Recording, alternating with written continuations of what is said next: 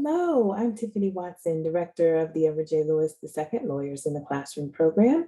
Thank you all for joining us. Today, we'll hear from attorney Symone Shinton about her volunteer experience and why she volunteers with Lawyers in the Classroom program. Welcome, Symone. Thank you for joining us. Thanks so much for having me, Tiffany. So my firm's relationship with Lawyers in the Classroom actually predates when I joined, but I took over the program when I joined about 2 years ago, and I understand that the firm got involved because of the obvious community service reasons of giving back to our children who can 100% benefit from this information. For me personally, the reason that I got involved and that I continue to run the program through Goldman is really twofold. First, I think there's no question that adultification is real in the communities of students that we speak with, and the law is treating them and applying to them as though they're adults. And, so we have a reason to try and meet them and educate them on what they're inevitably going to deal with before they even reach adulthood. So these civics lessons are things that they have a real chance of having to encounter in their real life. And so there's a urgent practical need to let them know about this world that's going on around them and that may invade their privacy at some point.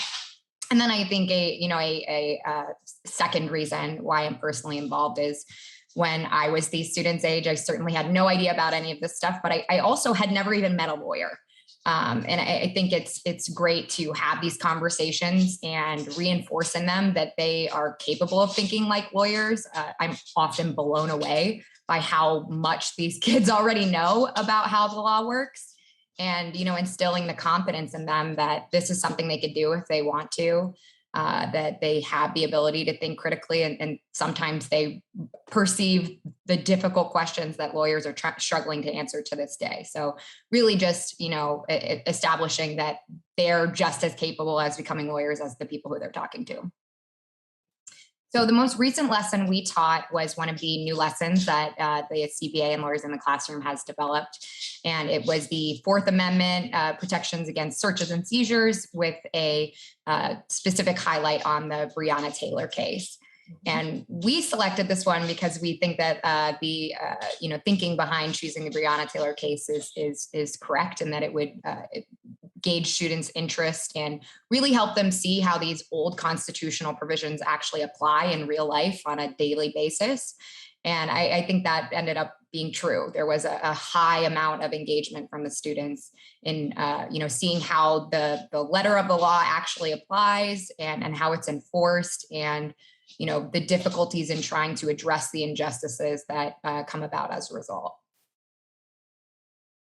I think more than anything, of course, they now have a high level understanding of what the Fourth Amendment is and what it's designed to protect, what no-knock warrants are. And we even discussed a little bit the history of the Nixon administration and the war on drugs and how these came to be, which is great. Yeah, which is great. And I think that there was a lot that the students hadn't realized historically leading up to how something like this could happen.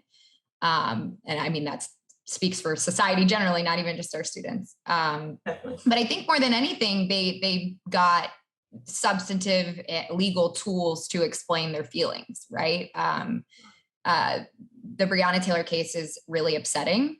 And I think that now they feel that they have the ability to discuss it while pointing to, legal historical facts of what went wrong, what could have gone better, what should have gone differently. And I think that is very validating for the students. I think that many of us working in law in the last, 18 months or however have, of course, seen at least, verbal suggestion that people want to get more involved and care more about issues of race and diversity and what's going on in the world outside of our law firm offices. And as important as those conversations are, it's a very different discussion talking about, diversity and inclusion within a law firm office than it is to actually go and speak to these kids who are dealing with that world in a much more practical way than we are.